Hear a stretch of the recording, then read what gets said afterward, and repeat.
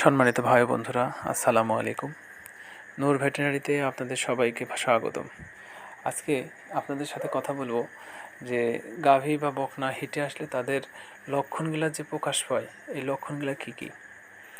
সেই লক্ষণগুলো হলো যে গাভী খাওয়া দাওয়া কমে যেতে পারে, গাভীর মধ্যে ঝিমানি ভাব থাকতে পারে, গাভী ঘন ঘন প্রস্রাব করতে পারে এবং পায়খানাটা আগের তুলনায় নরম হয়ে যেতে পারে এবং পাশে থাকা অন্য গাভীর উপরে লাফিয়ে উঠতে পারে, অন্য গাভীর যৌনাঙ্গ শুকতে পারে।